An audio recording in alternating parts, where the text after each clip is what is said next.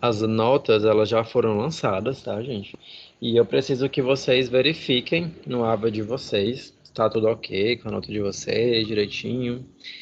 Vocês, claro, têm direito, né, a ver se a nota tá, se vocês acharem que não for adequada, mas que toda essa comunicação seja feita pelo meu e-mail, tá? Porque é mais fácil, né, eu acompanhar todo mundo. Então, eu sempre falo que o WhatsApp é ruim para mim, porque eu não tenho essa atenção. Às vezes eu respondo de qualquer jeito. Mas até porque não é uma coisa, não é um meio oficial. Pelo e-mail eu vou dar uma atenção maior, vou responder de maneira mais adequada, porque eu tiro um tempo do meu dia para isso, né? E no WhatsApp acaba misturando muito pessoal com profissional. Enfim. Então, qualquer dúvida que vocês tiverem com relação a qualquer coisa, Ava não, é e-mail. Tá? Até prefiro do que o Ava. O e-mail é bem legal. Jonathan, Oi. Jonathan, boa noite. Boa noite. Mas assim, fica difícil a gente saber o que, que a gente acertou, o que, que não acertou. Eu achei minha nota tá lá, foi ótima. Mas assim, não tem, né? Ninguém sabe o que, que foi, como é que foi avaliado, o que, que ficou certo, o Eu que ficou concordo. errado. É por isso que eu peço assim, se você achar que não foi uma nota adequada, você mande um e-mail, porque aí eu vou mandar de um por um. Fica ruim mandar de todos, porque não tem como, eu nem sei como fazer isso, porque muitos são fotos, PDF, então não tem como eu fazer o feedback de todas as provas, foram muitas provas e atividades e tudo. Né? Em relação até à estética mesmo, teve algumas questões que era muito sobre, por exemplo, muitas pessoas erraram com relação ao laser. Qual é o melhor laser de estética? Né? Então, assim, muitas pessoas escolheram um laser. Então, o melhor laser de estética até existe, né? Mas depende muito do paciente, do fototipo, da região. Então, era esse tipo de resposta que eu esperava mais elaborada, né? Porque para a escolha depende muito da pessoa, depende do fototipo que a pessoa tem, né? É um exemplo. Mas é porque assim fica muito solta a questão, né? Quando você pega uma questão dessa. Aí, assim, são muitos fatores que influenciam e nem Não, por sempre o que exemplo, o eu aluno encontrei pensa é o que o professor quer. de alguns alunos, por exemplo, eles falavam, depende muito do fototipo, mas no mercado é mais utilizado esse, por isso, por isso, por isso, por isso. Ah, mas Mas isso aí fica sendo é um exemplo. uma Eu acho coisa até que na sua particular de cada um. foi um Não acha, exemplo. não? Eu acho, mas assim, mas Porque depende assim, mesmo. Se você for ó, escolher um laser para ah, depilação, por exemplo, depende muito do fototipo da pessoa para a escolha. sim, totalmente. Da Exatamente região que isso. você Da trabalha. região. Depende Mas muito, porque aí quando fica você vai muito comprar um solto. equipamento, quando você vai comprar um equipamento, você tem que pensar tudo isso. Assim vale até Acho mesmo que para a tem que ser. questão. Porque assim, quando a gente está tratando sobre isso, a gente está. É como se estivesse escolhendo para comprar o equipamento. Então você tem que levar tudo isso em consideração, para alugar, para comprar. Tudo isso é levado em Hum. consideração, entende? Mas esse é um exemplo, né? Acho que não sei se foi essa Sim, é questão. só um exemplo, eu tô entendendo. Mas, assim, teve outras questões que também tinham esse tipo de. Porque, assim, era uma prova que, se fosse no modelo presencial, eu deixaria tudo bem, mas como era uma prova, era mais ou menos pesquisada, porque muitas pessoas escreveram textos e textos, então foi pesquisada. Muitas pessoas pesquisaram, né? Então, Ah, como era uma prova que tinha tempo, tinha uma semana para ser feita, então realmente as questões, as respostas teriam que ser mais elaboradas. Mas é como eu falei, que é melhor a gente ver individualmente cada caso, né? Então você pode mandar por com e-mail e, certeza. professor, É. por favor, reavalie, ou então me mande a justificativa da pontuação, porque aí fica mais fácil tratar individualmente com Hum, cada aluno. Tudo bem? tá certo. Vou passar aqui pro meu grupo. Pode passar. Essa aula, inclusive, vai ser gravada, né? Os alunos não assistem muito, porque eu acompanho a visualização, tá? Do que eu posto, e poucas visualizações. Então, os alunos não assistem muito a aula online, infelizmente. Assim, né? Os que faltam a aula, eles realmente nem sempre repõem. Mas, enfim, gente, voltando para cá, certo? Isso vale para todas as matérias, certo? Que a gente tem. Tanto para Deonto, teve até uma aluna que está até aqui na aula, que o e-mail dela não chegou muito bem, não sei. Ela até falou comigo, e é assim que era para ser feito mesmo, né? Falar, professor, não, minha nota não está no sistema. Aí eu vou lá, olho direitinho, vejo no meu e-mail o número da aluna especificamente e resolvo a questão, tá bom? Então, verifiquem a pontuação de vocês, de atividade, de prova, tudo direitinho. Outro ponto que eu queria comentar sobre as provas, tá? Alguns alunos me enviaram a prova digitada, certo? E a prova não é digitada, gente. E para esses alunos, porque assim, até quando você olha as informações da prova, eu não deixei muito claro isso nas informações. Eu deixei claro isso na aula, né? Na aula que teve, mas por esse motivo, os alunos que mandaram digitados até o dia correto, adequado, né? De entrega da prova, eu vou dar um novo período para o aluno passar para a mão, tá? Para escrever à mão a prova. Não é para ninguém ser prejudicado, não é minha intenção prejudicar ninguém, a maioria das demais. E só quero que vocês cresçam, né? Que seja um semestre maravilhoso, que vocês tirem notas maravilhosas, que vocês passem. É isso que eu quero, tá? Não quero mal de ninguém. Né? Não quero, ainda bem não quero ser aquele professor chato, carrasco, enfim. Mas então, quem me entregou digitada pode entregar novamente escrita, certo? Aí a gente vai resolvendo também de forma particular. Os alunos que tiraram nota baixa, eles vão falar comigo com certeza. Tem que tirar, porque eu dei 500 pontos para quem entregou digitado. Então, com certeza a pessoa vai contestar e eu vou falar essa informação. Já passei, inclusive, para a coordenação, né, que aconteceu, que eu vou dar essa segunda chance. Mas voltando para a aula de hoje, tá, gente? Espero que, se tiver alguma dúvida, a gente resolva mais no e-mail mesmo. A gente vai falar um pouco sobre homeostase corporal, certo? O termo, né, homeostase, ele é um termo que é muito amplo, certo? Tá todo mundo me ouvindo direitinho? Tá vendo o slide? Ok. Ótimo. Então, assim, a homeostase, tá? Algo, né, que o nosso organismo ele faz todo o tempo. Todo o tempo ele está ali lutando para entrar em homeostase, certo? E para a homeostase de fato, né, ser encontrada, o organismo não pode parar de funcionar em busca dessa homeostase nem um só segundo, certo?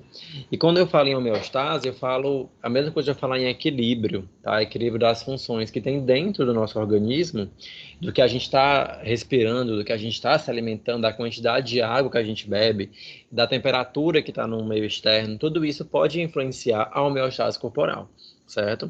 Então, como eu sempre até numa aula comentei, né, que não importa se fora, certo? Se a gente está no Alasca, se a gente está no Polo Norte, se a gente está numa temperatura muito fria, dentro do nosso organismo tem que ser uma temperatura aproximadamente de 37 graus, tá? Então, a gente vai ver um pouquinho dos mecanismos que estão envolvidos, né, para que essa homeostase realmente seja conquistada dentro do nosso organismo e o que o nosso organismo precisa, né, para manter a homeostase.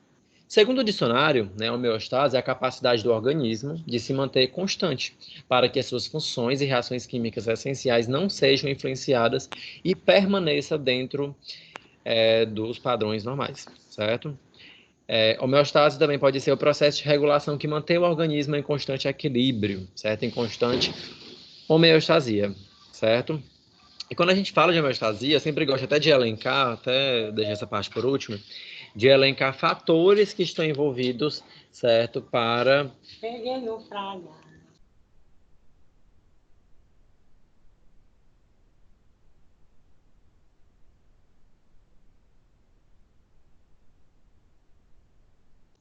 Só um momento, gente, que eu dando aula em casa, né, a gente tem que manter o equilíbrio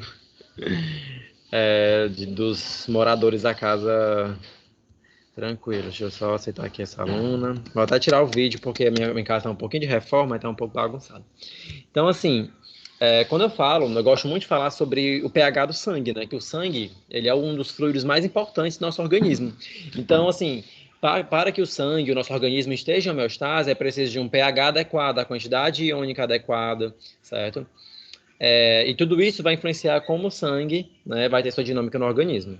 Só um momento.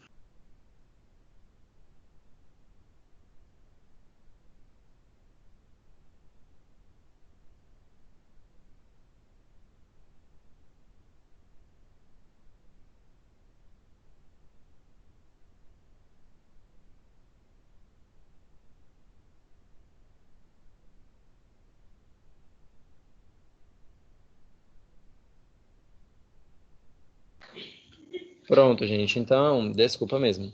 Então, assim, nós temos, né, dentro do nosso organismo, dentro do sangue, como eu havia falado, que é um dos principais fluidos biológicos, nós temos os parâmetros, certo? Os parâmetros que precisam estar dentro do normal para o organismo estar em homeostase.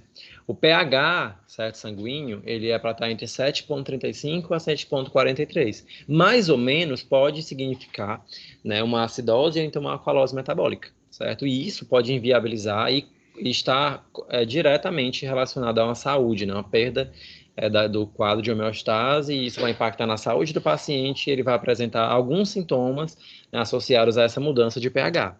Vocês sabem o que o pH sanguíneo influencia, se ele aumentar para mais ou para menos? Vocês têm alguma ideia do que é de repercussão que a gente vai ter no organismo do paciente como um todo? Pode ser que tenha acidose, né? Ou alcalose. Mas o que é que a acidose ou alcalose significa dentro do cenário do paciente? O que é que ele sente? O que é que isso vai ser prejudicial para o paciente ou não? Ou vai ser benéfico? O que vocês acham? Pronto, ó. Então, o primeiro ponto que a gente precisa saber com relação ao pH e até outras estruturas mesmo, tudo para ter um equilíbrio de função, né, ela precisa de um pH adequado. Se o pH sanguíneo aumentar para mais ou para menos, ele pode interferir diretamente na dinâmica molecular, certo? Digamos que nosso organismo todo tem milhões de receptores, milhões de atividades metabólicas, milhões de enzimas e substratos. Então, para que uma enzima funcione, para que ela consiga metabolizar aquele substrato, é necessário um pH adequado, certo? Ah, professor, mas qual o pH adequado? É sempre do sangue? Não, a gente, dependendo de onde a gente for localizar essa enzima, dependendo da função dessa enzima, ela vai alterar. Esse aqui é um exemplo do pH sanguíneo. Algumas enzimas, algumas até mesmo, por exemplo, fibrinogênio, que faz parte diretamente do processo de reparação, né, frente a uma lesão, tá?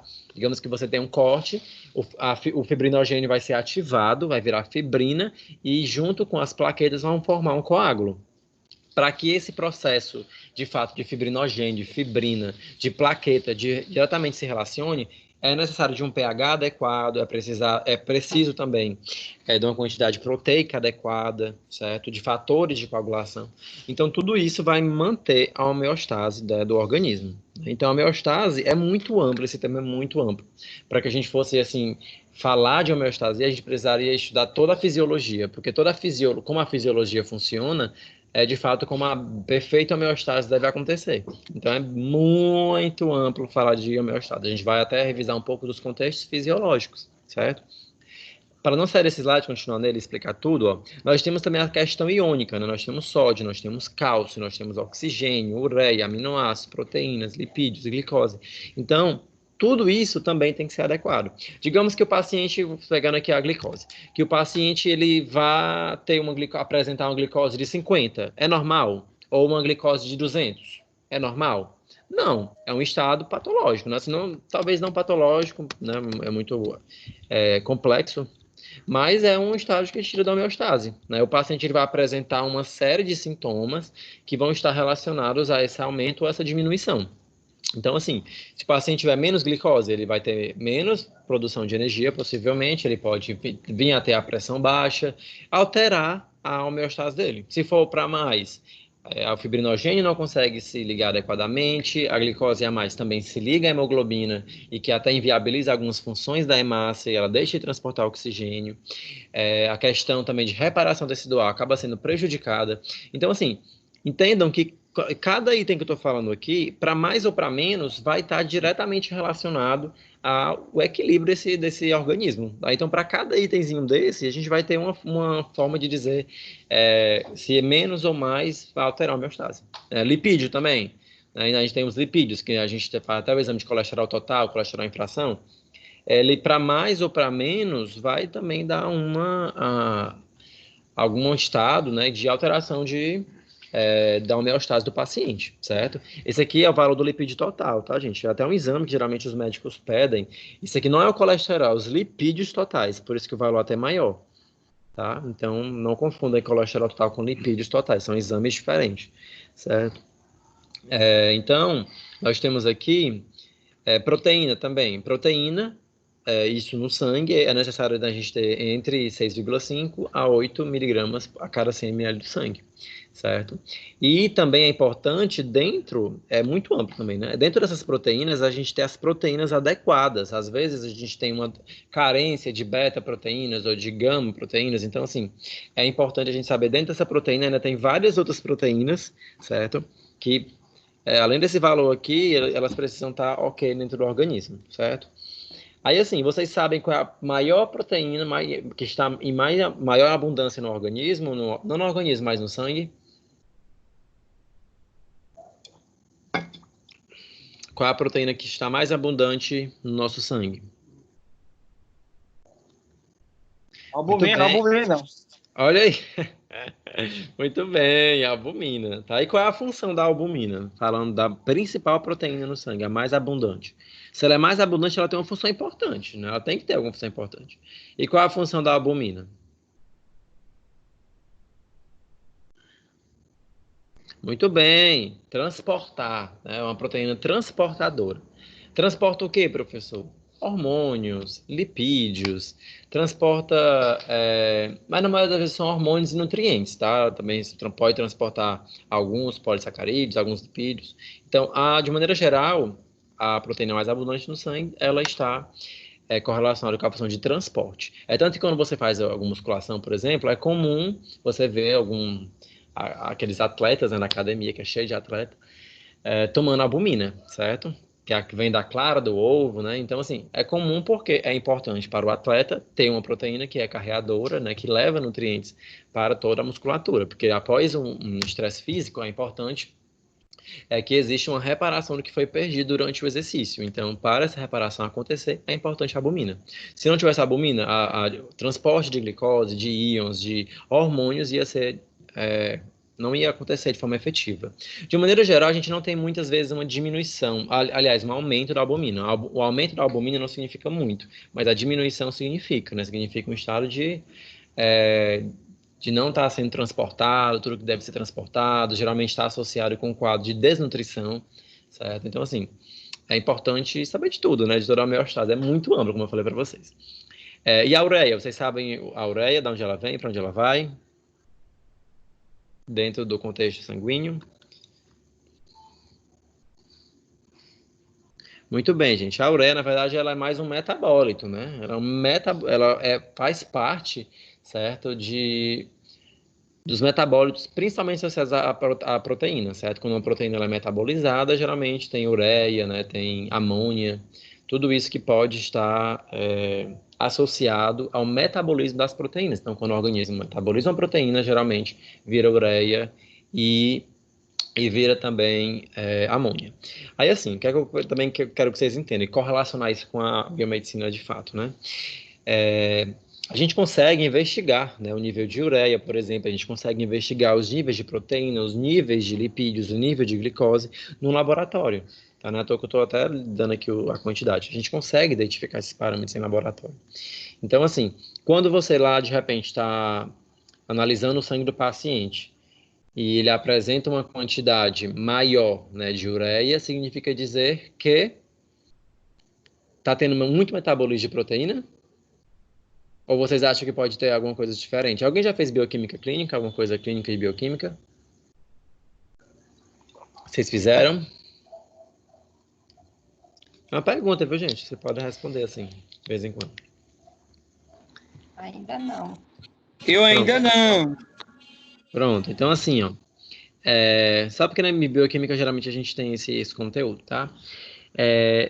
A ureia, gente, ela vai estar... O fato de ela estar aumentada não significa dizer que o metabolismo de proteínas aumentou.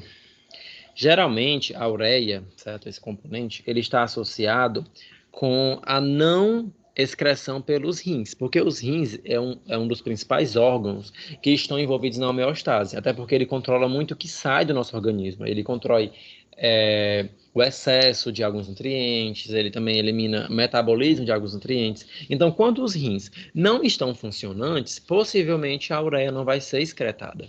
Logo, a ureia no plasma, né, a ureia sérica, ela vai estar aumentada, certo?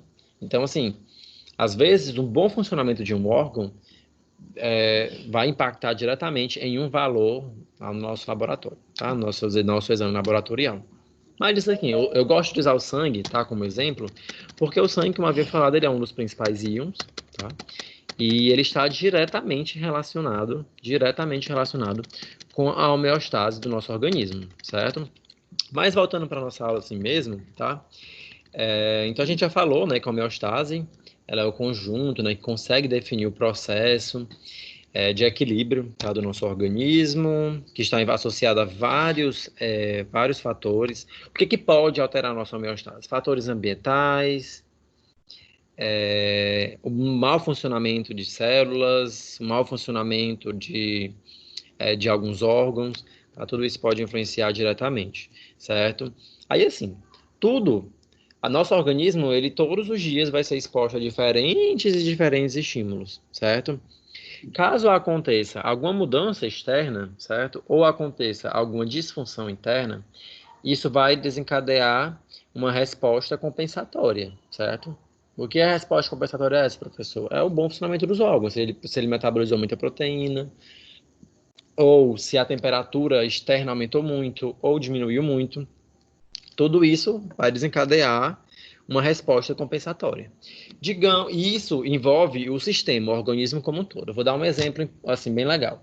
Se você, por exemplo, tá, sei lá, viajou para Guaramiranga e lá tá 20 graus Celsius, não sei se vocês já foram, e esqueceram o casaco na hora de ir para a praça à noite se divertir. O que é que vocês vão sentir na praça à noite? Muito frio, né? E esse frio, ele vai inviabilizar de você curtir sua noite, você não vai conseguir, o nariz vai começar a, a apresentar coriza, né? E o que é que o teu organismo vai fazer naquela situação? Qual é a reação do organismo?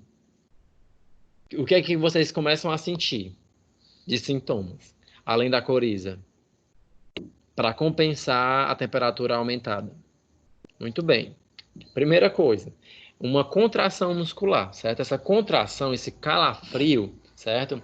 Ele vai estar totalmente relacionado a uma hiperatividade muscular para tentar gerar calor, certo? E quando a gente está ali contraindo, isso, né, tem gasto de energia, e esse gasto de energia, ele vai refletir a temperatura do corpo se controlar. Se não fosse esse ato, né, da musculatura se contrair, com certeza o seu organismo não iria conseguir manter a homeostase interna, certo? Então, essa homeostase, essa 37 graus Celsius, só vai ser interessante porque ele vai estar ali, né, nessa contração. Outra coisa importante é que o organismo ele sempre tenta esconder, assim, até indiretamente, né? A gente sempre tenta esconder a palma da mão, os pés. Então, às vezes pode até muito frio, mas se você coloca a luva e coloca uma meia, por exemplo, o frio já passa um pouco, porque essas regiões, a sensação, né, do frio, a sensação do frio difere porque nas mãos e nos pés, geralmente são regiões que são bem sensíveis para calor e também para temperatura. E isso é importante. Aquele reflexo que a gente tem, por exemplo, quando pega uma panela quente e solta, acontece por conta, principalmente na mão. No braço você tem até reflexo, mas na mão é mais sensível, tá? Isso explica um pouco da questão de primata, né? De quando a gente andava ainda por quatro patas. Então, assim, em termos de evolução, tá? Não está nem no mérito se existe ou não. Mas, enfim, tudo que causa, certo, uma mudança e pode refletir numa mudança interna gera uma resposta. E essa resposta, ela pode obter um sucesso, né? E esse sucesso está aqui na saúde ou pode falhar nessa compensação. Aí nós temos uma doença, nós temos uma patologia, seja grave ou leve, certo? Vai depender muito da doença, depender do organismo, depender de muitos fatores. Lembra que até da questão iônica, né, que eu não comentei, que vou comentar depois, tem sódio, tem potássio, tem cálcio, então tudo isso vai estar direcionado. Por exemplo, digamos que o paciente ele apresente uma baixa quantidade de cálcio, o que é que isso pode refletir na questão muscular? Numa não contração muscular, certo? Por conta que o músculo, para a contração acontecer, é importantíssima a liberação, certo? Do cálcio, do retículo sarcoplasmático, né, que é o retículo plasmático da célula muscular, para o meio externo. Isso já é o começo da contração muscular. Se não tiver cálcio, não vai ter essa liberação efetiva, não vai ter cálcio intracelular, logo essa musculatura não contrai e ela pode cair aqui na doença, certo? O paciente pode desmaiar, ele pode, enfim, acontecer milhares de situações, ou até mesmo entrar em óbito, né? Quando a pessoa, sei lá, está num ambiente muito frio, já gastou toda a energia que tinha, e aí se a gente vê, né, tá muito frio, tem uma hora que o organismo não consegue compensar. Ele não consegue compensar por muito tempo. Não consegue. Eles não conseguiriam viver por muito tempo no frio. Né? Ia morrer congelado, se fosse para o Alasca, por exemplo. Por um determinado período de tempo ainda consegue. Mas por que não consegue, professor? Porque não tem glicose, não tem cálcio. Porque é importante ter esses íons, né, e essa energia para, de fato, essa contração acontecer e a homeostase acontecer também. Certo? Em algumas situações, tá, essa homeostase ela pode ser abalada, mas isso não necessariamente é algo patológico. No trabalho de parto, na estação sexual, por exemplo, há uma liberação, há uma fuga da homeostase, mas para uma situação específica, certo? Isso é um dos dois exemplos que pode existir. E alguns fatores também, alguns sintomas, né, algumas percepções do paciente também podem existir, tá? Por exemplo, nós temos aqui um organismo com 37 graus. Se nós temos uma baixa da temperatura, vai acontecer o que eu falei, né? Tremor, certo? Agora, se de repente você tá lá, deixa eu ver, você tá em Copacabana, tá? E tá lá, sei lá, 10 horas da manhã, o sol tá bem forte já, e é verão. Você tá correndo, o que que acontece? Naturalmente, todo mundo tá fazendo exercício, geralmente, principalmente quando tá em ambiente quente, há uma sudorese. E essa sudorese, ela acontece para tentar diminuir a temperatura que está aumentando.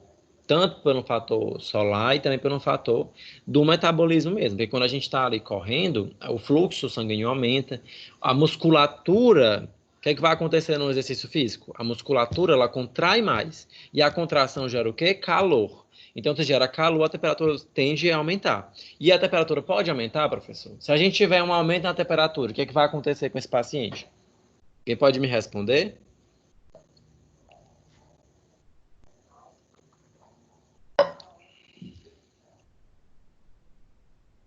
Gente, foi uma pergunta.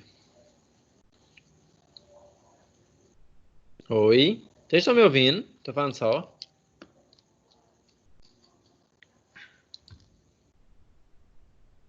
Alunos.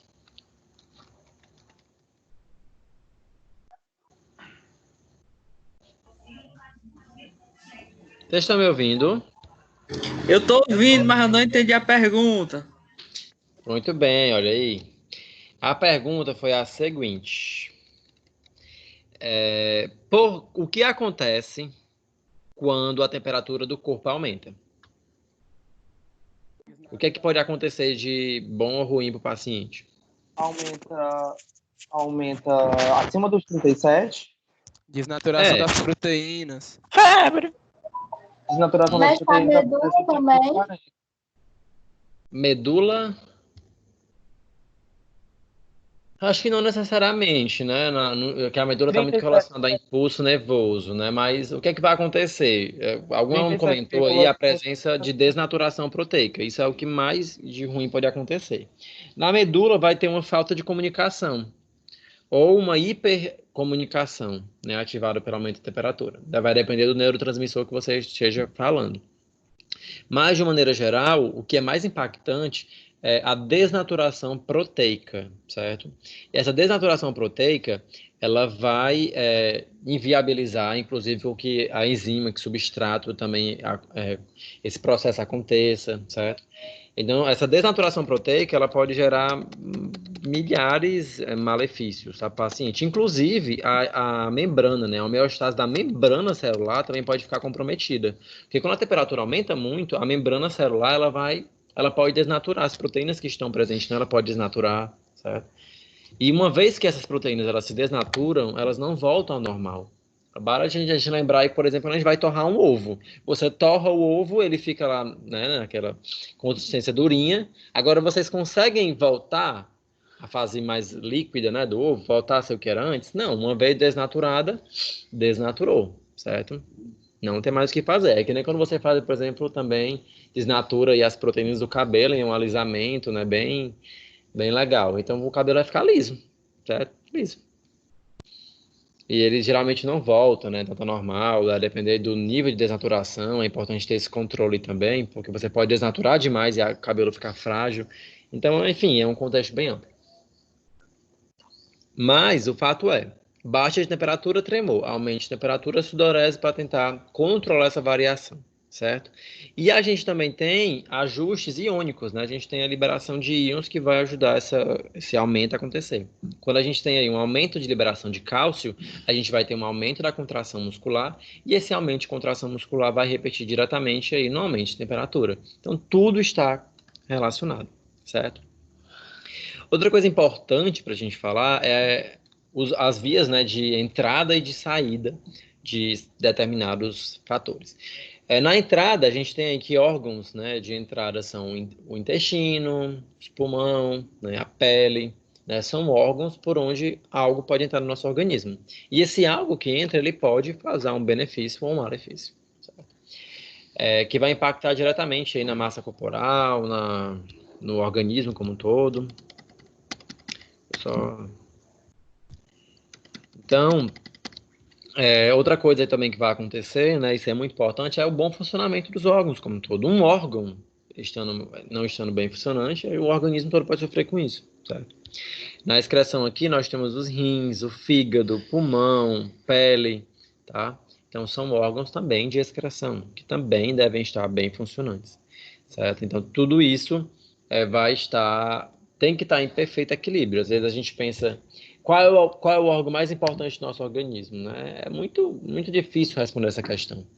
É claro que tem órgãos que você pode viver sem ele, né? A gente tem, por exemplo, aí o pâncreas. Alguns pacientes vivem sem o pâncreas, sem o baço também, mas vive bem. Como é que é a qualidade de vida desse paciente, né? Então, assim, outros não, né? Por exemplo, o paciente ele não consegue viver sem nem um segundo sem o cérebro, né? Sem o coração, por exemplo. Aliás, nem um segundo não, né? Pouco tempo, ele não consegue. Mas alguns outros órgãos a pessoa até conseguiria, mas ela morreria também rápido, como os fígado, né? O rim. Então, é importante saber de tudo isso, tá? Estão entendendo tudo direitinho?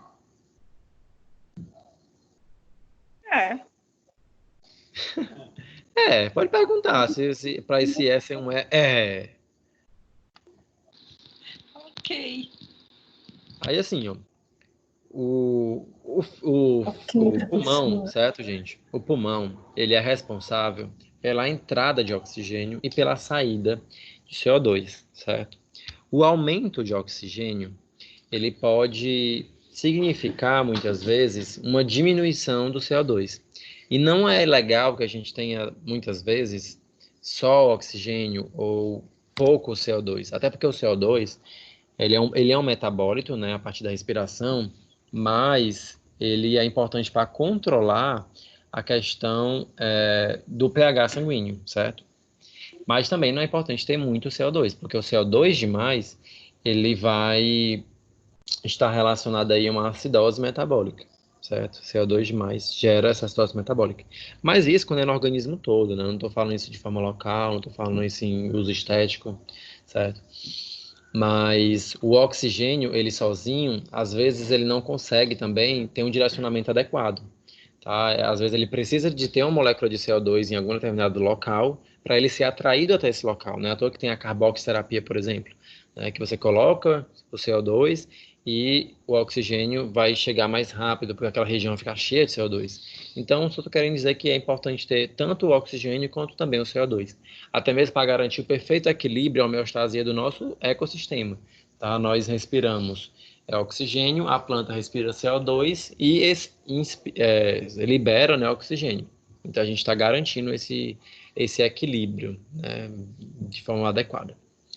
E no quesito alimentar, a gente precisa também da alimentação, porque na alimentação que a gente tem glicose, nós temos gorduras, proteínas, para exercer as funções, né, íons também, para exercer as funções adequadas, certo?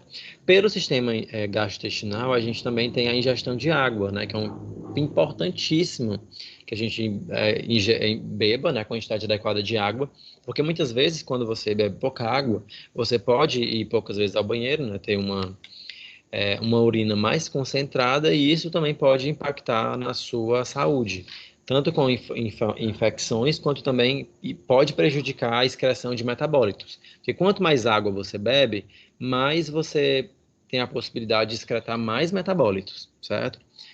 Até, por exemplo, quando eu tenho uma mania desde sempre, né, desde que eu descobri isso. Se eu beber muito café, geralmente eu bebo muita água para tentar acelerar o metabolismo, porque quando você bebe mais água, você acelera o metabolismo. Não é à toa que todo mundo fala muito sobre que beber muita água, também não demais, né?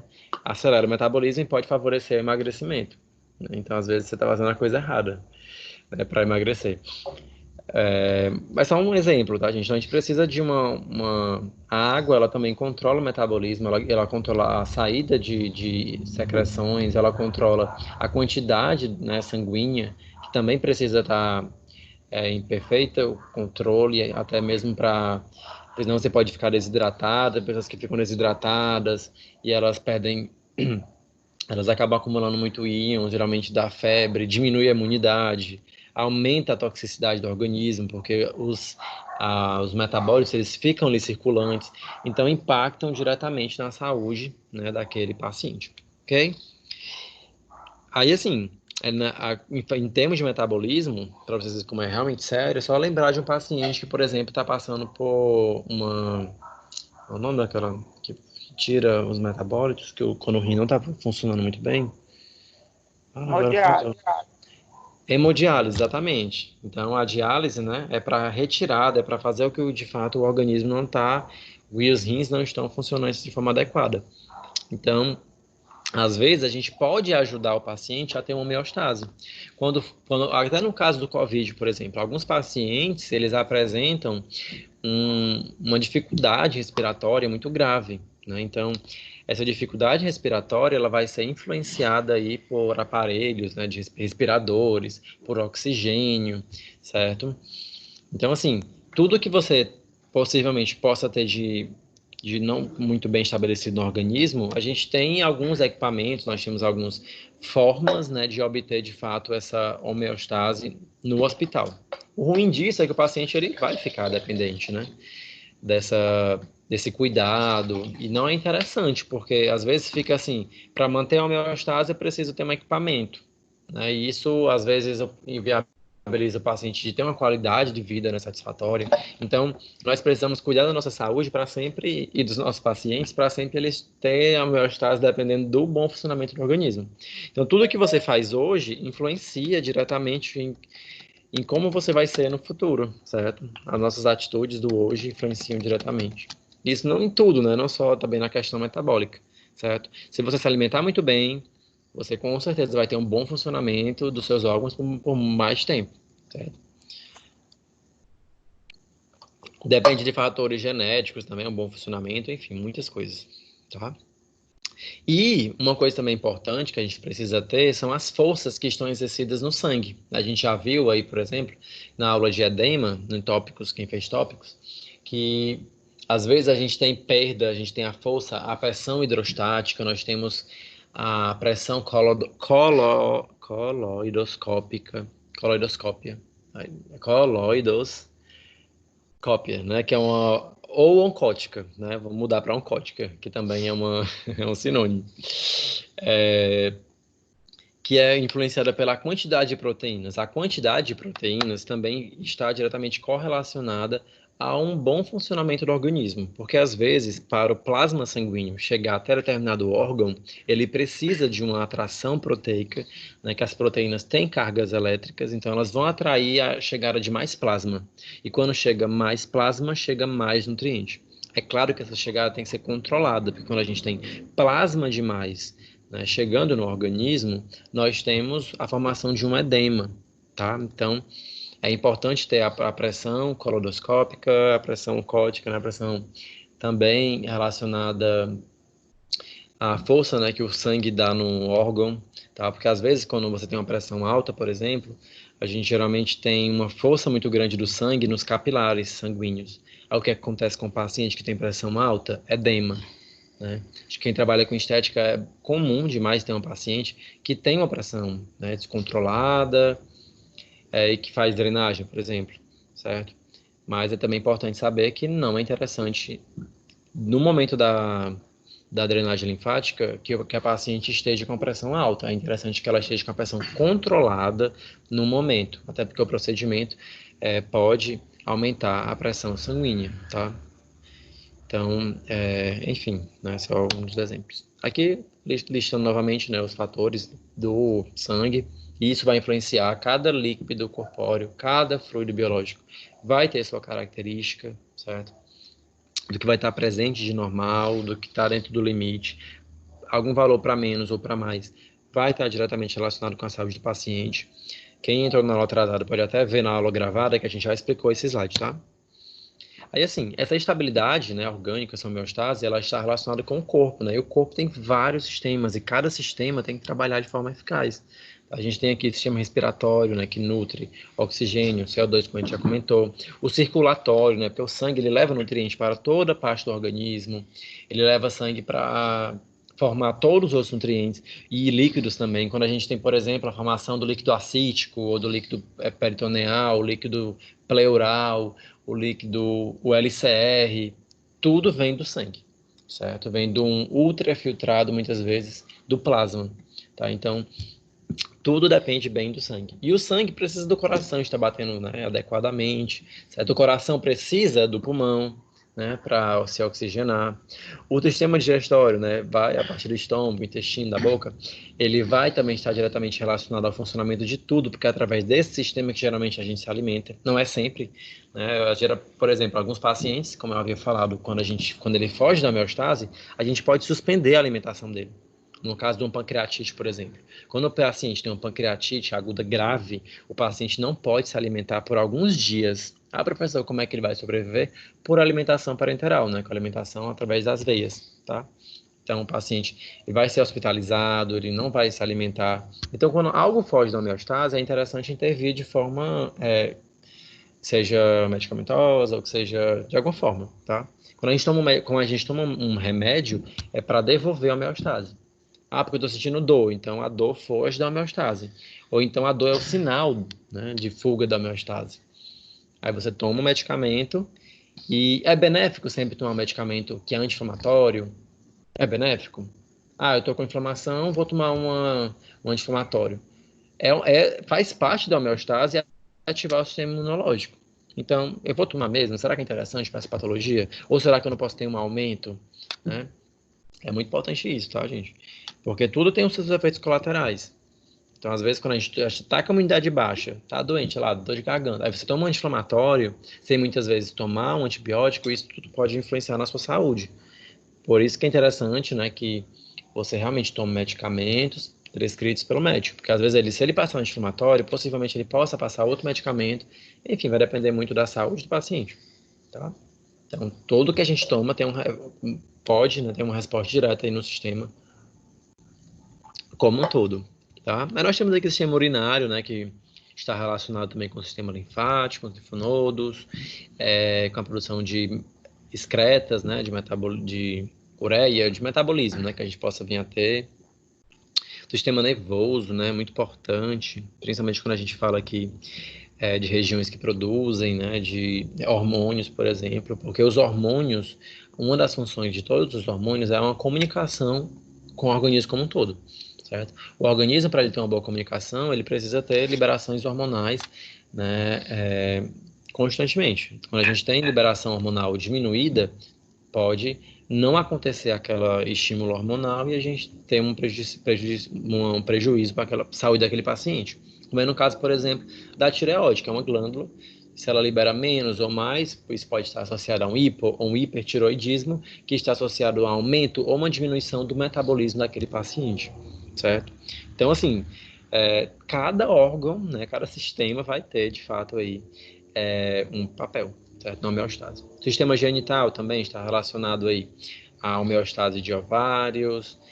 Aí muitas vezes, até uma vez estava dando aula, o aluno, mas o sistema genital ele não tem uma relação direta com a homeostase. Tem porque tanto no testículo, né, quanto também nos ovários, tem uma liberação hormonal. E essa liberação hormonal, ela vai ter uma repercussão no organismo como um todo. O que define um hormônio, gente, é a capacidade, né, dessa molécula de comunicação com o organismo como um todo, certo?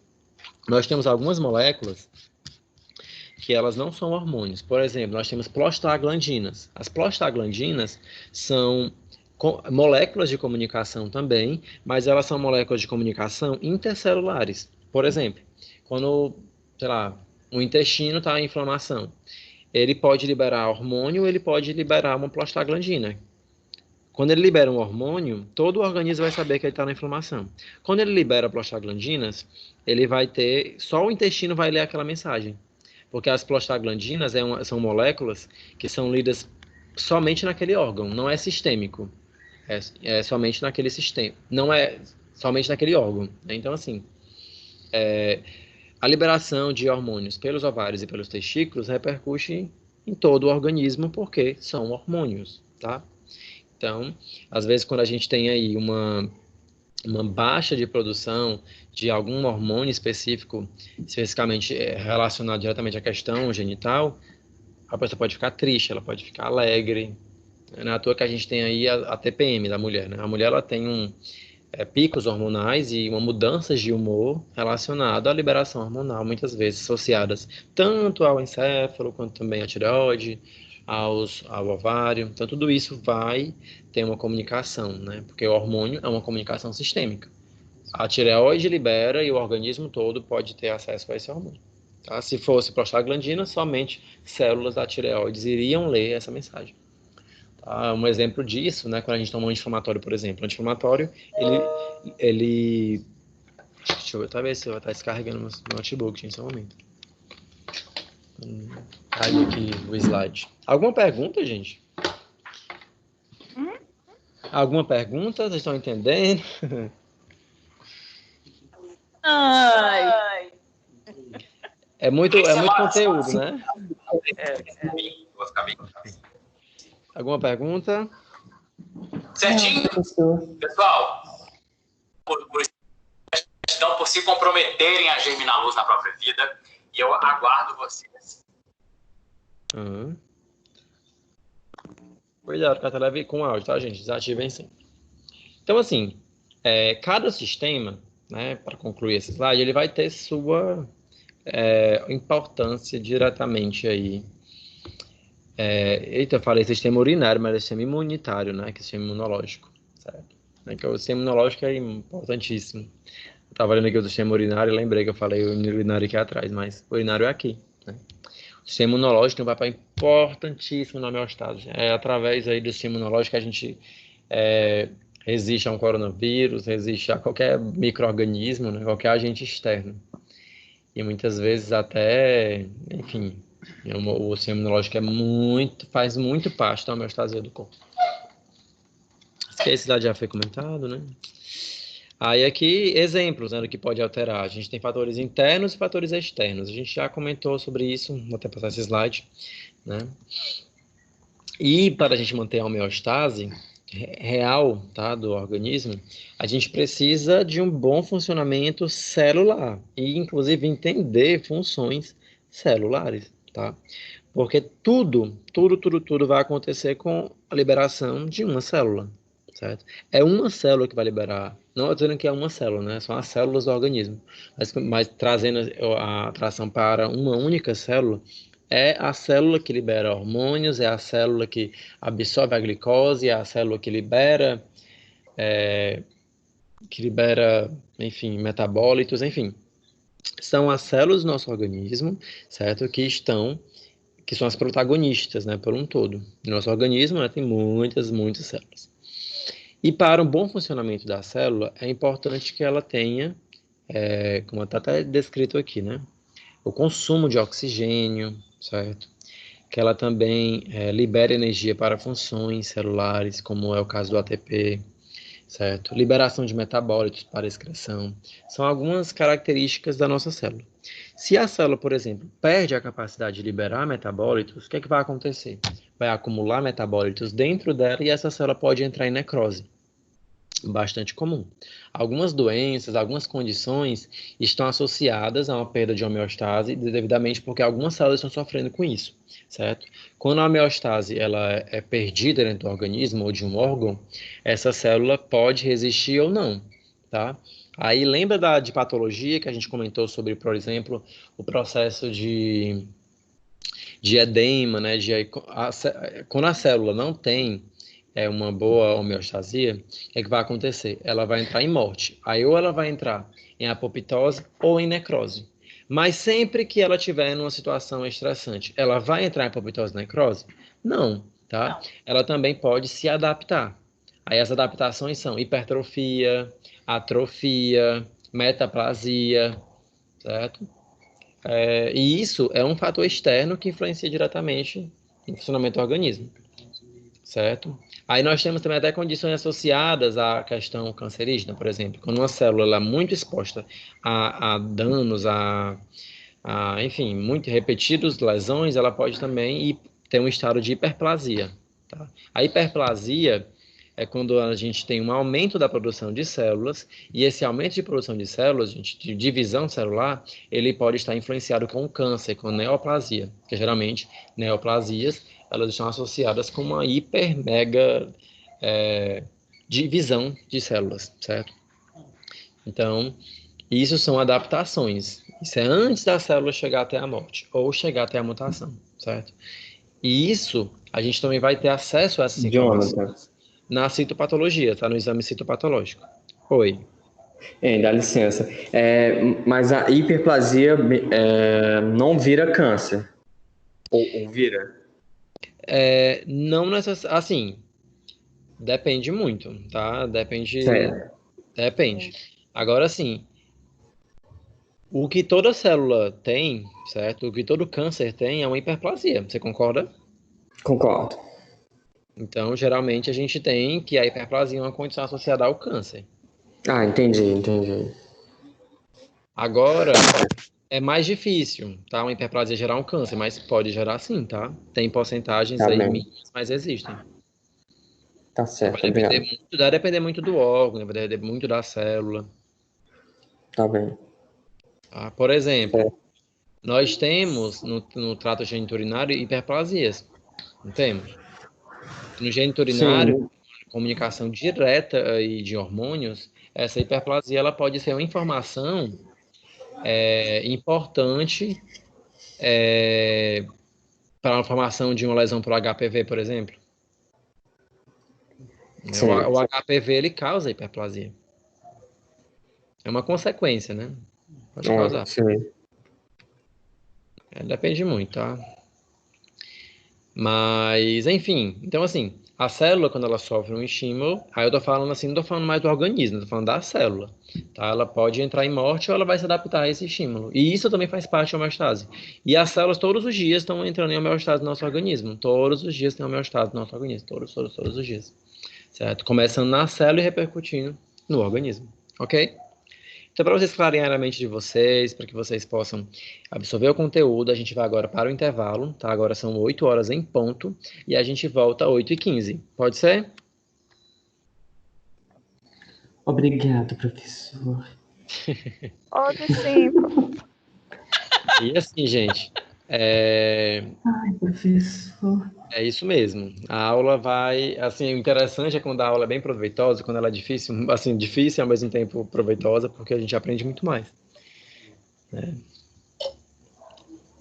Tá bom, professor, então agora vamos E para o jantar, né? a aula gravada, né, ela tá lá, você pode ouvir 3 vezes. Eu tenho certeza que se você ouvir 3 vezes, vai aprender mais do que ouvir só agora. Então você pode revisar essa aula lá no AVA, tá bom? Bom intervalo. Professor, obrigado. Obrigado por você. Pela atenção de você. Jonatas, Oi. tu olhou os meus trabalhos, vê se tu viu. Jusileide, como até comentei no começo da aula, se você olhou a nota e Hum. não está adequada, manda um e-mail para mim, que aí eu dou uma olhada novamente no seu nome direitinho lá no e-mail, tá bom?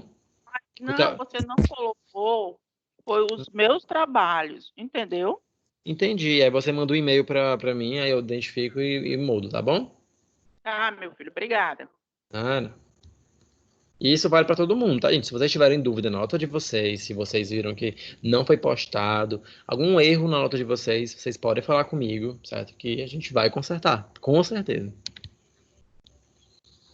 Tá bom, professor, obrigado.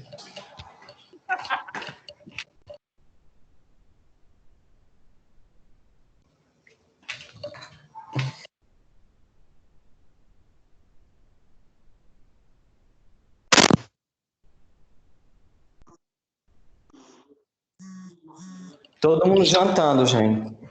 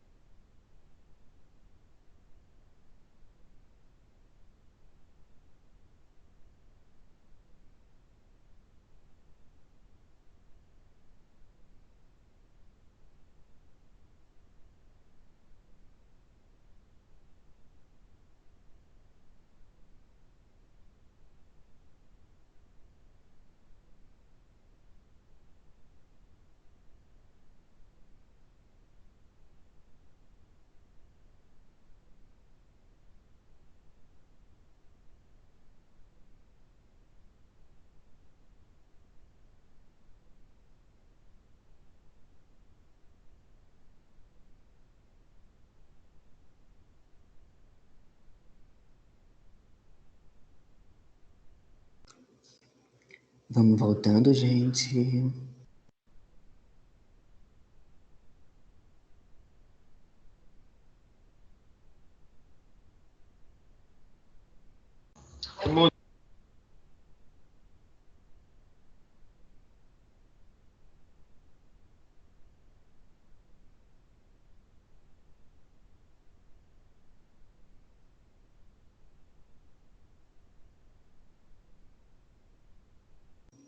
Professor, podia soltar a gente mais cedo hoje. Vou pegar o 77.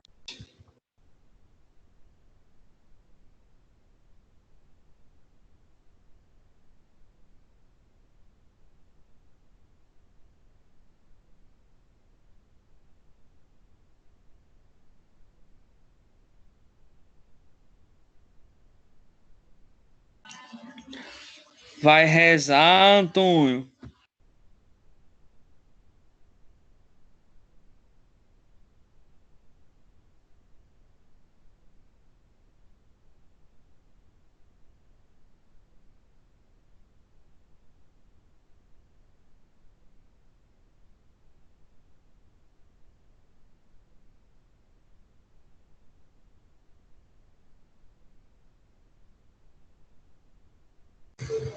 A única direção da gente hoje, nesses tempos atuais, né, Diego, é rezar, ir à farmácia e ao mercado.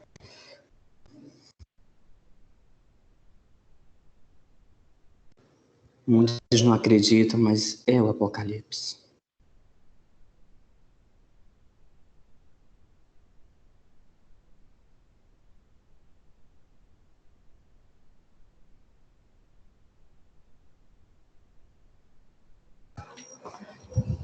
Vamos orar a Deus e pedir para que tudo isso passe logo e que a gente possa curtir várias noites.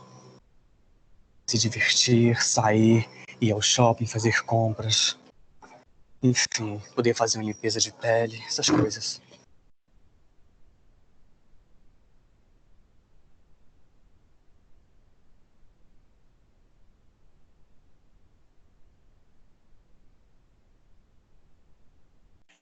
Oi, fica quieto, viu?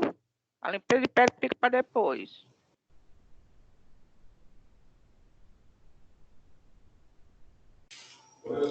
Oi, desculpa, Ju, não te ouvi direito, querida. Você falou. A limpeza de pele fica para depois. Verdade, Ju. Afinal de contas, várias pessoas devem estar pensando, mas por que será que ele está dizendo isso, entendeu? É porque a gente também tem que cuidar da nossa pele, né, não, Ju? E é por isso que o óleo de avestruz é uma maravilha. É, mas você não pegou para mim, né? Você vai... Ju, eu não achei. Eu tentei, amiga. Eu não encontrei em Fortaleza. Ah, tá. O óleo de avestruz. Ei, estão fazendo o Tamiflu. Tamiflu? É sobre o Covid-19? Estão fazendo manipulação nele. Dele? Olha, amiga, eu acho que não. Acho que não estão fazendo. Porque entendeu? Eu me encontrei com um rapaz farmacêutico, ele disse que estava mandando as pessoas fazer manipulação. Nossa. Mas eu acho... Não, se a Anvisa liberar, né? Acredito que sim. Eles têm alguns respaldo lá, né? Alguma coisa que eles conseguem fazer isso, entendeu? Mas talvez tenha que ser óbvio, né? Com receita bonitinha, né? Prescrito por um médico responsável pelo qual está tratando a Covid-19, né? Até então são muitas novidades que a gente está, né? A gente tem ainda muita notícia boa que vai sair agora essa semana. Certo? Então sejamos otimistas que logo, logo vai acabar essa pandemia. Está bem próximo de acabar, certo? Já temos uma vacina em teste pelos laboratórios alemães Pfizer, né? Então, logo, logo a gente vai ter coisas boas aí, a gente vai se ver livre disso, né? Deus quiser. E ele quer. Vai, ele quer. E ele quer também. Então, voltamos daqui a pouquinho.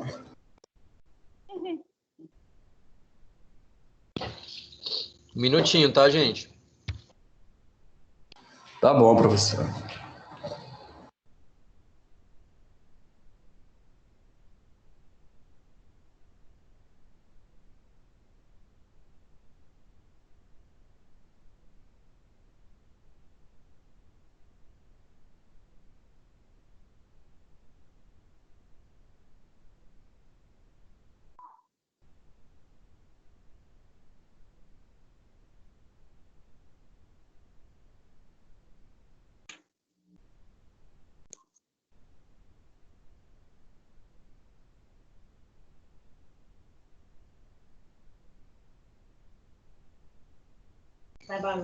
Sim, gente, boa noite.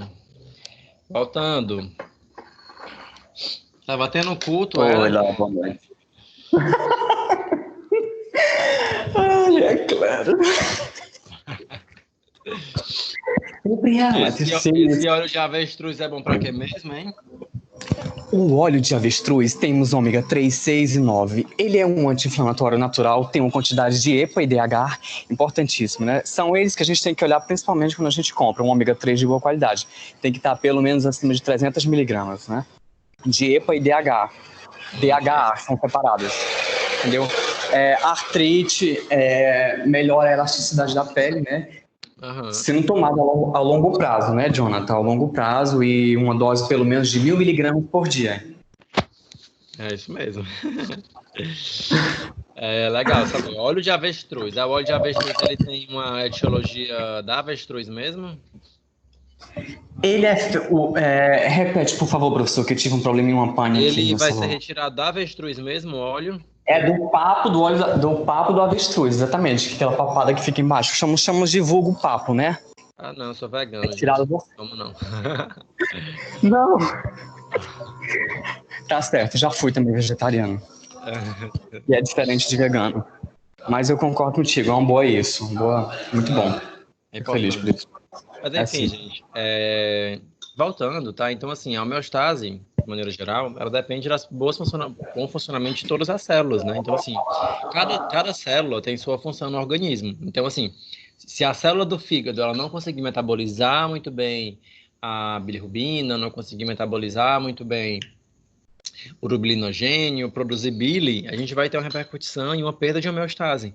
Então, assim, quando a gente fala de célula, é importante também ver cada célula de cada órgão, tá? Porque cada órgão tem a sua função, mas só tem a sua função porque tem células fazendo aquela função.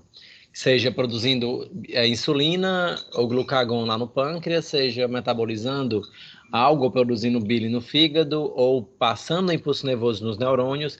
Então, dentro do contexto homeostase, a gente tem um amplo, né, conceito aí, quando a gente fala do organismo, de cada órgão, de cada função, de cada célula, de cada órgão. Tá? Mas todas as células apresentam funções em comum, né, que é o consumo de oxigênio, ao consumo também de glicose para a produção de ATP, juntamente com oxigênio, um bom funcionamento e regulação também aí do que vai ser transcrito, traduzido aí do DNA, também está diretamente relacionado a uma boa função, porque imagina que a célula não esteja com bons receptores aí, ou então produzindo RNA mensageiro errado, a proteína vai sair errada e você perde também a homeostase. Então, para você ver assim como realmente a homeostase depende de tudo, até do bom funcionamento molecular, DNA, funcionamento de RNA, ribossomos, enfim, uma gama de muitas possibilidades aí, certo? Então, uma coisa importante também, né, é o controle do balanço hidrolítico, né? E isso influencia tanto a célula quanto o organismo como um todo. As células, elas são constituídas, né, por fluidos. Né? Nós temos aí que tem água dentro das células, né? Tem líquido dentro da célula, assim como tem líquido fora. Então, o bom funcionamento também depende da ingestão de água, da excreção de água, porque quando a gente tem muita água dentro do organismo, também pode ser prejudicial. Tá? Nós temos aí até percentuais, né, de quantidade, né, de água que a gente tem que beber por dia, quantidade de litros, que depende também do peso da pessoa, depende de muitos fatores, certo? Então, a ingestão de bebidas está relacionadamente com a questão metabólica também, tá, gente? Nós temos também a perda hídrica em algumas situações, e essa perda hídrica, ela também faz parte do processo de homeostase. Quando a gente perde urina e fezes, por exemplo, nós perdemos aí restos, né? Muitos restos aí nas fezes, metabólitos na urina. No trato respiratório, nós também temos uma liberação, até por via surfactante, né? Nós temos aí para lubrificar os pulmões e também lubrificar todo o trato respiratório. E na toa, quando uma pessoa tem coronavírus, por exemplo, e vai transmitir, ela transmite através das secreções, né? Que secreção essa? É água, né? As secreções, quando a pessoa tosse, quando ela espirra, é água, tá perdendo água também, certo? Na pele, nós temos aí, como eu havia falado, quando a pessoa de repente aumenta muito a temperatura porque ela está correndo, porque ela está num ambiente muito quente, uma sauna, por exemplo, ela vai perder água para equilibrar, né, e aquela perda ali, aquele aumento de temperatura, tá? E voltar à homeostase dela, certo? E essa perda de água, ela sempre vai com íons, tá? Principalmente quando a gente fala de suor, por exemplo, a gente tem sódio, nós temos magnésio, nós temos diferentes íons presentes no suor. E tem até exames laboratoriais que a gente analisa o suor, tá? A gente analisa a quantidade de íons, a gente analisa o pH do suor, tá? Então, assim, é possível também fazer esse tipo de exame. É menos solicitado, né? Mas é possível. O peso corporal, né, com relação à distribuição dos líquidos, né? A mulher, geralmente, ela apresenta cerca de 50% de peso por água, certo? Pode apresentar, e do homem 60%, certo? E é claro que isso também vai ter uma influência direta, né? Jovens, idosos, obesos. Quanto mais idoso, menos água vai estar presente no organismo. Quanto mais jovem, mais água. À toa que o recém-nascido ele tem uma quantidade maior, muito maior de água do que com um adulto, por exemplo. E você até toca no bebê, você sente ele mais molinho, né? O bebê é mais... aquela coisa gostosa de pegar, né, gente? Um bebezinho, muita água naquele organismo, né? Para dar aquela fofura para aquele bebê, certo? E o adulto, ele vai perdendo, né? Vai perdendo água. E a quantidade de água também pode se influenciar de acordo com a quantidade de músculo. Quanto mais músculo, menos água. Tá? Isso é bom e é ruim, né? Vai depender da quantidade. Assim como também pessoas que são obesas têm muito mais água, porque o adipócito armazena muita gordura e é um pouco aquosa, né? Então acaba armazenando também. E essa troca, né, de líquidos, ela tem uma comunicação direta, né, com o nosso sangue. O nosso sangue ele leva água para todo o organismo, certo? E então nós temos aqui a presença de 3 tipos de líquidos diferentes. Nós temos o plasma, que é o líquido que está no sangue, né, que dilui a parte sanguínea. Nós temos o líquido intersticial, que está sobre as células, né, ele está acima das células. E nós temos também o líquido intracelular, né, que está dentro das nossas células, certo? Então, assim, é importante também manter a homeostase. Quando a gente tem muito plasma, o que é que pode acontecer? Qual é o resultado de ter muito plasma? Em que situações a gente pode ter mais plasma do que o comum? Edema, inchaço. Então, ouvi não. Pode falar novamente. Edema. O edema é mais local, né? No sangue, que às vezes quando o paciente...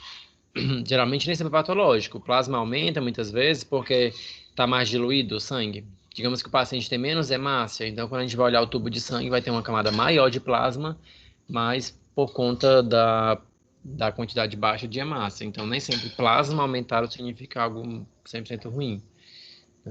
É ruim, mas não significa que o plasma aumentou porque é patológico. O plasma aumentou porque diminuiu a patologia outra, né? Diminuiu a quantidade de hemácias, certo? É importante, né, dar um concentrado de hemácias para esse paciente, por via transfusão de sangue. O líquido intersticial é que está associado com o edema, tá? Quando nós temos um edema, nós temos um aumento de líquido intersticial. E líquido intracelular pode também estar associado com o edema celular, né, com a questão aí de liberação de íons, tá? Até porque nós temos aí alguns íons que são mais abundantes fora ou dentro da célula, e isso também altera a dinâmica do bom funcionamento do organismo, certo? Aqui é só uma porcentagem, geralmente tem muito mais água no meio intra do que no meio extracelular, certo? É porque a gente tem muita célula, então tem muita água dentro das células. Aqui é uma relação de íons, né, que nós temos, que, por exemplo, né, o sódio, ele está maior no plasma e está maior também no interstício. Agora, dentro das células, a quantidade de sódio é muito baixa, certo? E isso é importante porque nós temos aqui, por exemplo, o potássio, né? Tem até a bomba de sódio e potássio, por exemplo. E o potássio, ele é pouco no plasma, pouco no intersticial e muito alto no intracelular, certo? Então, isso faz com que a gente tenha sempre como é que eu posso dizer? O bom funcionamento aí no quesito osmolaridade, no quesito também de transporte da membrana, certo? Porque se a diminuição, sempre que fica muito baixo a quantidade de potássio fora, o potássio acaba saindo e o sódio acaba entrando. Então, sempre que tem uma baixa, né, tem esse equilíbrio. Aí entra também a questão, por exemplo, de questões pré-analíticas. Se, digamos, o paciente foi feita a coleta de sangue dele, o tubo dele caiu no chão, o que vai acontecer? Hemólise. E a hemólise, o que acontece com a hemólise? O sódio que estava dentro da hemácia, o potássio estava dentro da hemácia, ó, aqui, ó, isso tudo aqui é o potássio dentro de células. O potássio estava dentro da hemácia, sai para o plasma. Aí nós temos uma inversão. Aí às vezes quando a gente vai medir o sódio e potássio, no laboratório dá alterado. Então não é interessante fazer sódio e potássio em amostra hemolizada, certo? E, geralmente os médicos pedem muito, tá? Até mesmo para febres, para resfriados, até coronavírus geralmente pedem também. É para avaliar funções respiratórias, funções cardíacas, certo? Então a gente tem aí a averiguação do quesito iônico, tá? Nós também temos cloro, né? Que o cloro não é para estar dentro da célula, geralmente ele fica fora das células. Aí vai depender também do perfil de células. Tem células como as células do estômago, por exemplo, tem muito cloro dentro, porque elas formam ácido clorídrico para a digestão acontecer. Então pode variar, ter algumas variantes de acordo com cada célula, mas de maneira geral o cloro não é comum dentro da célula. Nós temos também bicarbonato, né? Bicarbonato ele serve para equilibrar o quesito pH, dar uma homeostase no quesito pH, certo? Então nós temos mais bicarbonato fora para evitar a acidose metabólica, porque o organismo ele tem mais tendência para entrar numa acidose do que numa alcalose metabólica. Até por aumento de metabólitos, aumentos de CO2, tudo isso aumenta o pH sanguíneo, certo? Então a gente tem que ter o bicarbonato aí para neutralizar, certo? E nós temos também proteínas, né, e ânions, que também estão associados com a comunicação celular, né, com a liberação ou absorção de algum nutriente. Tá? Porque as proteínas também têm cargas e elas ficam disputando também essa entrada e saída, esse influxo da célula. Não é à toa que a gente fala da pressão oncótica, né, que é a pressão que controla aí o retorno da água do intestino para o plasma, para não formar o edema. Quem controla isso é proteína. Aqui é só um slidezinho também demonstrando, tá? A quantidade sérica, certo? Ó, o sódio bem maior do que no líquido intracelular, potássio bem maior no intracelular, só em termos de valores, porque é muito importante a gente saber até o padrão de normalidade. Quando assim, professor, mas geralmente quando a gente pega um exame de análises clínicas, esse exame vem com valor de referência, beleza, mas para quem é paciente é legal. Agora, para quem é biomédico, por que é importante saber o valor de referência? Porque você vai conseguir liberar o exame mais rápido, tá? Você vai liberar um exame bem mais rápido quando você já sabe o valor de referência. No sistema que eu trabalhava, eu poderia ter acesso ao valor de referência, mas eu saía da tela e ia para outra tela. Se eu já soubesse, eu olhava o valor e liberava. Se não, eu tinha que consultar o valor de referência quando eu tinha alguma dúvida. E isso acaba atrapalhando a dinâmica de liberação. E quando a gente trabalha na emergência, por exemplo, tem que liberar, a amostra chega e 2 horas depois tem que liberar, e aí, enfim, né? Você precisa saber o valor de referência dos principais exames que você libera todos os dias como biomédico para ter agilidade do seu trabalho, para você ser produtivo, certo? Porque se você for sempre consultar, você vai atrasar muito a rota.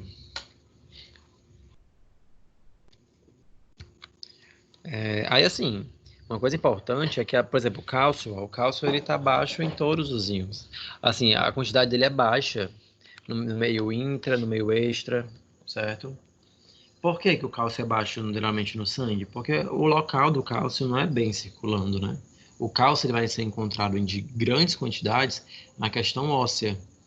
Ele vai ser armazenado lá no osso, certo? E ajudar na rigidez óssea, né? No armazenamento.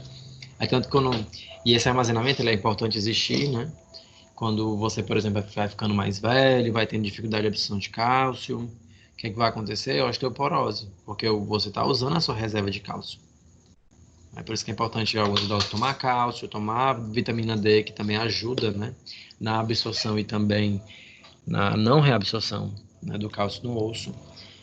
né? Então, assim, o cálcio ele até é um íon muito importante, mas não é muito encontrado no sangue, tá? No sangue especificamente.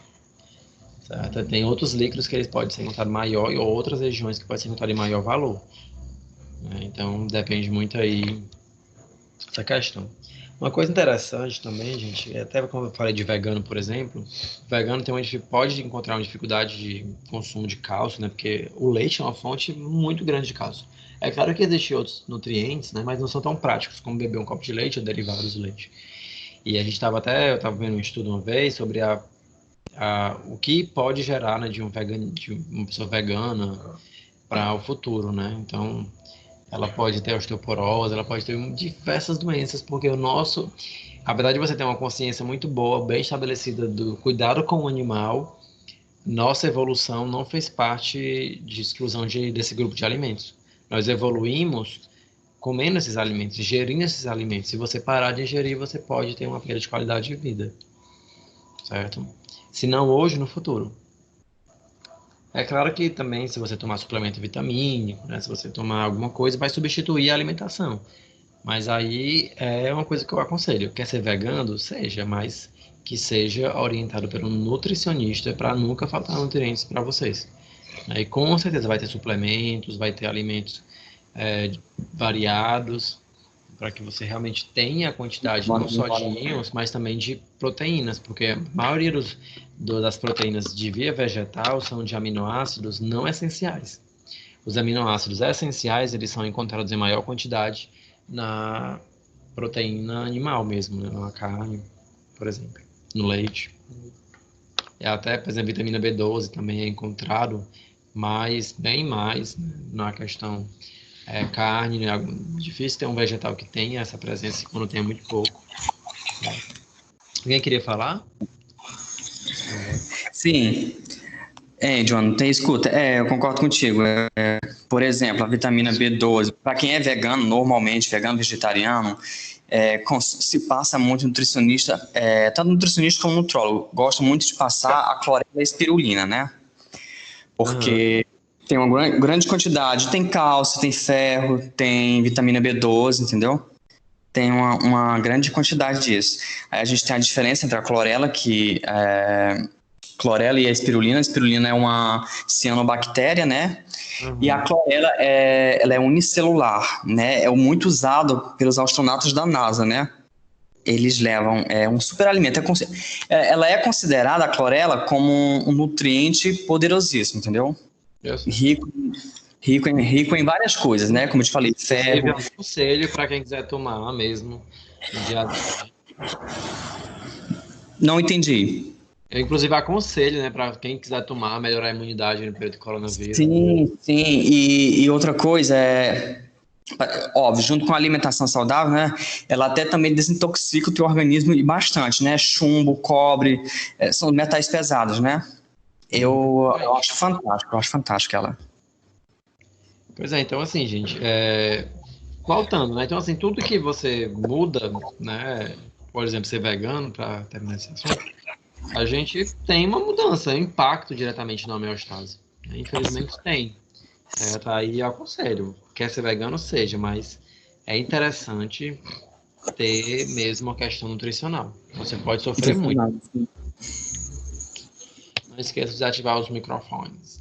Aí também tem a questão do cloro, né, dos ânions, né, que são a carga negativa. E esses ânions, eles são importantes para manter o equilíbrio entre o cátion e o ânion. Tá? Então, às vezes, quando tem muito ânion, acontece de onde tem menos para onde tem mais, atração elétrica, também existe isso no potencial de membrana.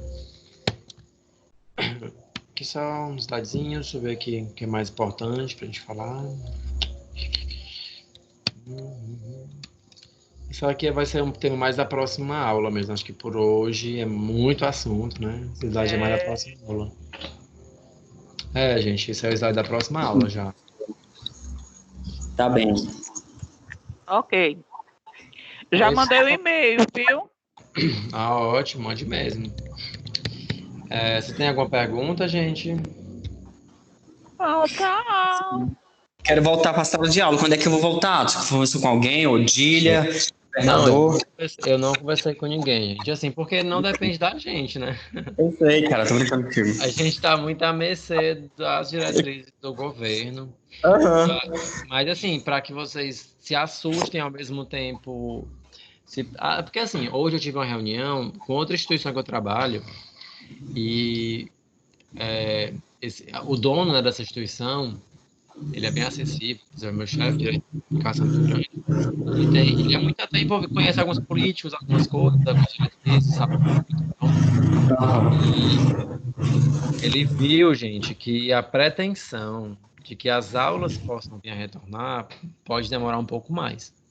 Porque, assim, pode ser até que algumas atividades voltem, mas as aulas mesmo, elas não são consideradas como algo prioritário, né? A prioridade é saúde, é viver, é sobreviver a essa pandemia.